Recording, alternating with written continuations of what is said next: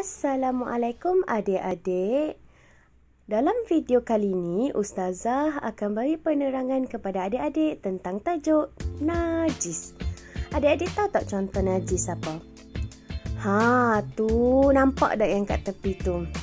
Babi, anjing, arak, darah dan pelbagai lagi. Okey, jom kita tengok apa maksud najis.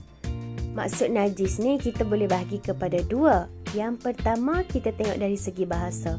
Maksudnya adalah kotor. Dari segi istilah, najis bermaksud semua jenis kotoran yang menghalang daripada sah solat, tawaf dan sebagainya. Okey adik-adik, kita masuk topik seterusnya iaitu pembahagian jenis-jenis najis. Adik-adik tahu tak najis ada berapa? Najis ada 3. Yang pertama, najis yang ringan atau kita sebut sebagai najis muqaffafah. Yang kedua, najis berat mughallazah. Dan yang ketiga, najis sederhana mutawassitah. Kita tengok najis yang pertama iaitu najis muqaffafah. Najis muqaffafah ialah najis yang ringan. Kategori najis yang pertama.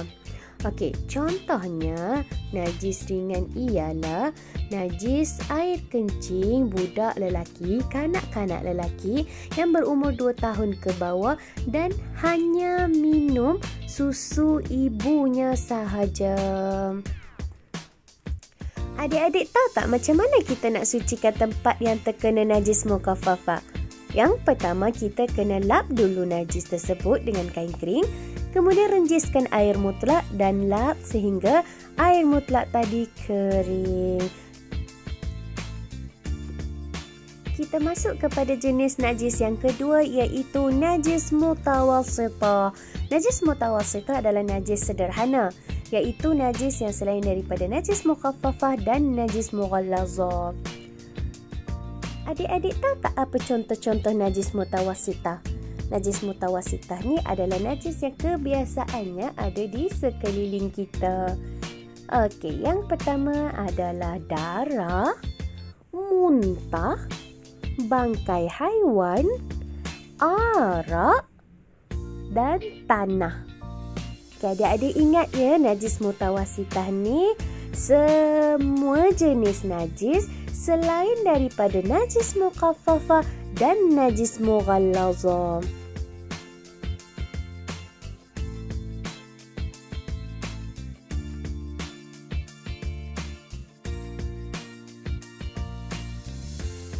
Macam mana cara kita nak sucikan tempat yang terkena najis mutawassitah tu? Yang pertama, kita kena buang dulu semua najis. Kemudian basuh dengan air mutlak sehingga adik-adik dah tak nampak warna najis, dah hilang bau dan rasa. Okey adik-adik, kita masuk kategori najis yang terakhir iaitu yang ketiga, najis mughallazah. Najis mughallazah ni maksudnya najis yang paling berat. Tu contoh dia. Najis anjing dan najis babi. Jom adik-adik kita tengok macam mana cara kita menyucikan najis mughallazah. Najis mughallazah ni najis berat, jadi cara menyucikan pun agak rumit. Yang pertama, adik-adik kena buang dulu najis. Kemudian basuh tempat yang terkena najis dengan 7 kali basuhan, 6 kali air mutlak dan sekali air yang bercampur dengan tanah. Adik-adik pernah dengar tak perkataan an-nazafatu minal iman, iaitu kebersihan merupakan separuh daripada iman.